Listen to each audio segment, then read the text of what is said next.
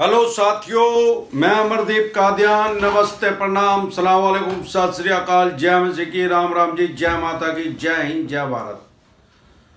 साथियों, आपका स्वागत है डिसेंट फैमिली में। साथियों, आज हम बात करेंगे Q&A के बारे में। सबसे पहला लेते हैं क्वेश्चन, कमेंट आया हुआ है।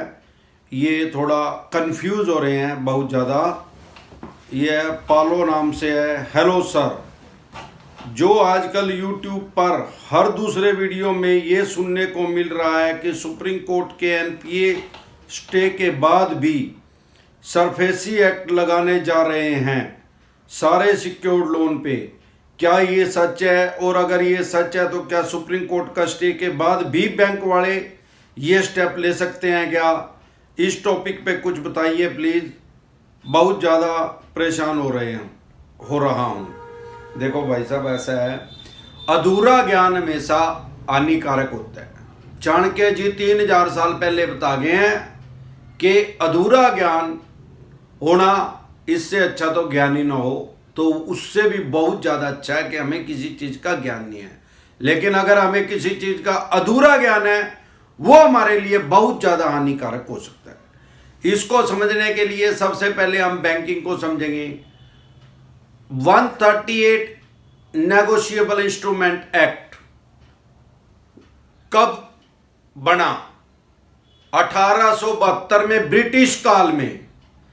अब सवाल यह है कि इसको बने हुए 149 साल हो गए, 149 ईयर। अब इसका मतलब ये हुआ कि ये लगभग 150 साल पहले भी बैंकिंग होती थी। ब्रिटिश काल में भी बैंकिंग होती थी और उस टाइम भी चेक का चलन था, तभी तो ये एक्ट बना। अब वो एक्ट बन गया, उसके बाद 2007 में बना दिया इन्होंने 25 धारा 25। वो क्या है? ECS बाउंस किया है। वो क्या है? चेक बाउंस की 138। अब ये जो सरफेसी एक्ट है ये 2002 में बना। ये बना क्यों? अब आप पीछे चले जाएं, क्योंकि आज से 149 साल पहले भी बैंकिंग हो रही थी। 100 साल पहले भी, 150 साल पहले भी बैंक लोगों को लोन दे रहा था। फैक्ट्री, मकान, दुकान, कारखाने बनाने के लिए छोटे लेवल पे बनते होंगे उस टाइम, छोटे मकान बनते होंगे, छोटी दुकान बनती होगी। लेकिन उस टाइम भी बैंक का काम यही था, लोगों को कर्जाई करने का, लोगों के पैसे इकट्ठे करने का और लोगों को आगे ब्याज पे देने का। अब 150 साल पहले भी इसका मतलब लोगों का, कुछ आदमी ऐसे होंगे जिनसे वो पैसे नहीं दिए जा रहे होंगे, तभी तो चेक बाउंस की जो एक्ट बना उसकी जरूरत पड़ी, नहीं तो उसकी जरूरत ही नहीं। भाई, अवस्थाविष्कार की जननी है। जब किसी चीज की जरूरत होगी तभी तो उसका आविष्कार होगा। जब किसी चीज की जरूरत ही नहीं है, उसका आविष्कार कौन करेगा? जरूरत ही नहीं तो आविष्कार भी नहीं होएगा उसका। तो अब जैसे कोविड-19 आया, वैक्सीन इसकी जरूरत पड़ी दवाई की, तो आविष्कार होया। पहले किसने करा इसका आविष्कार? किसी ने भी नहीं करा, क्योंकि बीमारी नहीं थी, तो आविष्कार क्या क्या करते। अब जो ये आप कह रहे हैं सरफेसी एक्ट, ये 2002 में बना। क्यों बना? क्योंकि इसकी जरूरत पड़ी। उससे पहले भी लोन हो रहे थे। जब मैंने आपको बता दिया कि 150 साल से लोन हो रहे हैं और बैंकिंग हो रही है, तो उससे पहले भी डिफॉल्ट होती थी कि 2002 से पहले भी। तो बैंकों को बड़ी दिक्कत परेशानी का सामना करना पड़ता था उस टाइम। नॉन बैंकिंग फाइनेंस कंपनियां तो 2002 में बहुत कम आई थी। अब दिक्कत कहां आती थी? भाई, अमरदीप कादियान ने कोई लोन लिया, मान लो 1995 में, और 2000 तक मैंने वो पे किया, और 2002 तक आते आते मैं दम तोड़ गया। मतलब जिंदा तो हूं, मेरी फाइनेंशियल डेथ हो गई, मेरा बिजनेस, व्यापार, काम धंधा ठप हो गया। अब मैं किस्त नहीं दे पा रहा। अब जब किस्त नहीं दे पा रहा, मैंने मकान लिया था बैंक से लोन लेके, मान लो 25 लाख रुपए का लोन लिया था, या उस टाइम 1 करोड़ का लिया था। जब मैं किस्त नहीं दे पा रहा तो बैंक के पास तो तरीका तो वही था, NPA में डालेंगे 92 दिन के बाद, 3 महीने के बाद। कभी भी NPA में नहीं डलता 90 दिन के बाद। यह भी आपको जानकारी मैं दे दूं, हमेशा 92 दिन के बाद डलता है। सामान्य बोलचाल की भाषा में उसको 3 महीने कहते हैं। 3 महीने में क्यों नहीं डल सकता? क्योंकि जुलाई का और अगस्त का महीना जो होता है वो 31 को होता है दोनों। मान लो मेरी जुलाई, अगस्त और सितंबर में किस्त रुकी है, तो 92 दिन हो गए ना भाई साहब। 90 दिन में वो कैसे डालेंगे? 3 महीने तो उनको पूरे करने पड़ेंगे। और 3 महीने दिन 92 आ गए, बाकी सारों में किसी में 91 होंगे, 3 महीने में किसी में 90 भी हो सका, 92 तो इसी में ही होंगे। यही कारण है कि एनपीए 92 दिन के बाद होता है। अब वो अमरदीप कादियान ने 95 में लोन लिया, उससे नहीं पे किया गया, एनपीए में डाल दिया।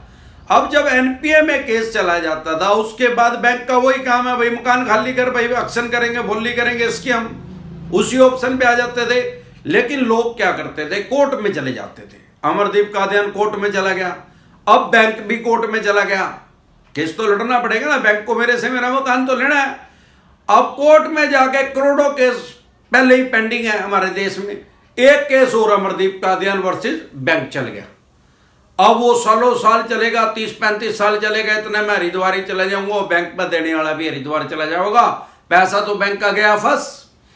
तो बैंकों की सहूलियत के लिए सरफेसी एक्ट बना था। ये सरफेसी एक्ट कहता क्या है? सरफेसी एक्ट ये कहता है कि किसी भी आदमी ने अगर बैंक का डिफॉल्ट 92 दिन हो गया, सामान्य बोलचाल की भाषा में 3 महीने कहेंगे, तो उसका केस एनपीए में जाएगा। एनपीए के बाद फॉर एग्जांपल अगर आज की डेट में मेरा कोई मकान का लोन है, दुकान का है, फैक्ट्री का है, कारखाने का है, वो 92 दिन हो गए मैंने पे नहीं किया, तो वो 2 महीने का मुझे टाइम देंगे, उसके बाद नोटिस लगा देंगे, भाई 2 महीने बाद इतने पैसे दे दियो। अगर दे दूंगा तो मेरा स्टैंडर्ड अकाउंट हो जाएगा, नॉर्मल हो जाएगा, उसके बाद मैं 21 दिन दूंगा।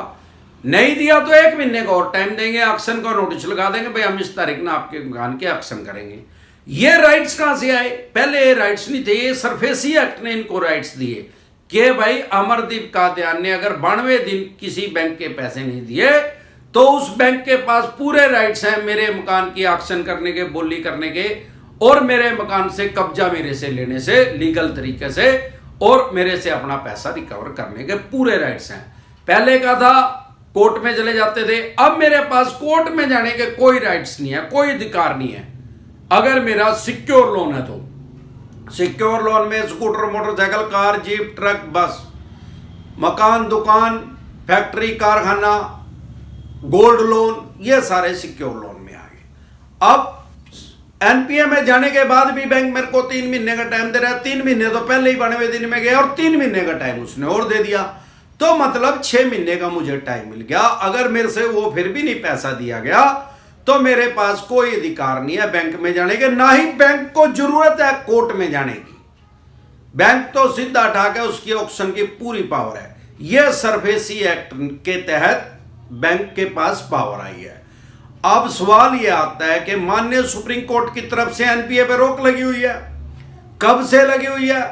सितंबर से लगी हुई है, सितंबर 2020 से, और आज तक भी रोक है।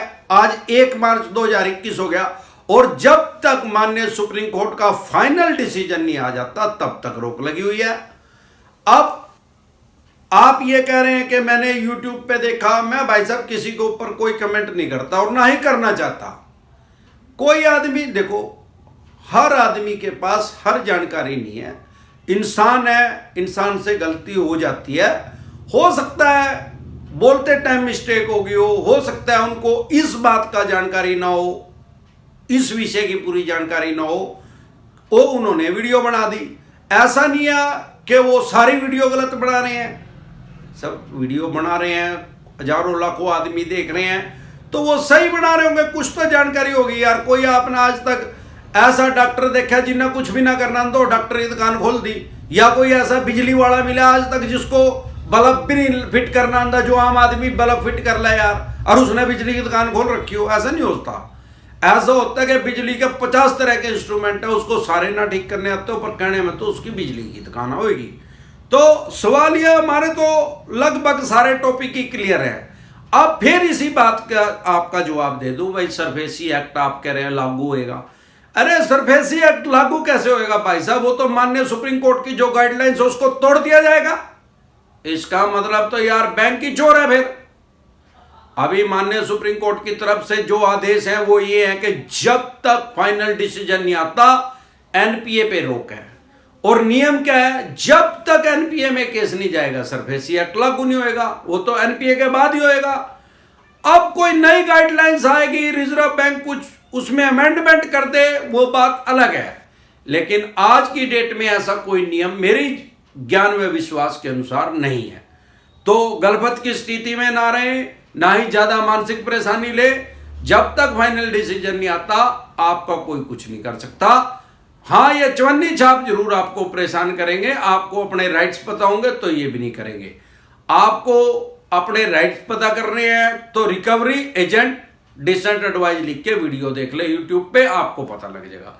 उसके अलावा आपका सिक्योर लोन है, सिक्योर लोन डिसेंट एडवाइस लिख के वीडियो देख लें, आपको आपके अधिकार समझ में आ जाएगा और मैक्सिमम समझ में आ गया कि आपके साथ ये क्या कर सकते हैं। एक बार में ना समझ में आए तो वीडियो को आप 2 बार देखें, क्योंकि बात समझे भाई, जब कोई मास्टर है, कोई टीचर है पढ़ाने वाला, उसका तो यार सारी बात क्लियर हो तो फटाफट बोल रहे हो उसको, लेकिन जो सामने है, जो स्टूडेंट है, वो उस चीज का एक्सपर्ट नहीं है ना, हो सकता है उसको एक बार में ना समझ में आए। तो भाई साहब कोई एक्स्ट्रा तेल तो भुगता नहीं, उसको दोबारा देख लो, 10 बार देख लो, और फिर भी कुछ कमी रह जाए, कुछ डाउट रह जाए तो आप फिर हमारे पास आ जाओ, कमेंट कर दो, हम उसका जवाब दे देंगे, आपको कोई दिक्कत परेशानी नहीं आएगी। रमावत, सर मेरा होम लोन है, बंधन बैंक में चल रहा है, मैंने किसी दूसरे बैंक में BT प्लस टॉपअप करवाया है, उसने BT का चेक बंधन बैंक को दिया है ही नहीं और मेरा लोन चालू कर दिया और EMI भी लेना शुरू कर दिया, अब क्या करूं? Reply please. भाई साहब सबसे पहले जाके ब्रांच हेड से मिले कि भाई साहब आपने क्या किया है, उनको चेक क्यों नहीं दिया। अगर फिर भी आपका काम ना बने तो उठा के कंज्यूमर कोर्ट में इनके खिलाफ केस कर दे, कोई दिक्कत परेशानी आपको आने वाली नहीं है। सेटलमेंट, या ये पंकज, सेटलमेंट बेटर है या राइट ऑफ? भाई साहब आप मेरे से क्या क्वेश्चन कर रहे हैं कि अगर हमें कूद मारनी है, कुएं में मारूं कि खाई में मारूं? ओ भाई, कुएं में भी मरेगा, खाई में भी मरेगा, ये तो क्वेश्चन ही आपका गलत है भाई साहब। तो इसका आंसर कैसे दूं? आप मेरे से क्या पूछ रहे हैं, एक तरफ कुआ है एक तरफ खाई है, भाई साहब कौन सा बेटर है, कौन से में कूद मारूं? मारनी तो है ही। अरे भाई, ना कुएं में कूद मारा ना खाई में कूद मारा, सीधा इसमें मतलब बाहर निकल जा। ना तो राइट ऑफ बेटर है ना सेटलमेंट बेटर है, दोनों ही बेकार है। ये तो बिल्कुल फंसी के सौदे यार, बिल्कुल ही चवन्नी हो ही ना किसी भी कीमत पे। तो आप इन ऑप्शनों को देखें, अदरवाइज आप पैसा बैंक के NBFC कंपनी का दे दे, नहीं तो ये फ्यूचर में आपकी फाइनेंशियल डेथ कर देंगे। तो इसी तरह की या किसी भी तरह की कोई भी दिक्कत परेशानी आपके किसी भी यार प्यारे रिश्तेदार को हो, या आपको कोई भी दिक्कत परेशानी है, तो आप कमेंट करके डिसेंट एडवाइस ले सकते हैं। नमस्कार।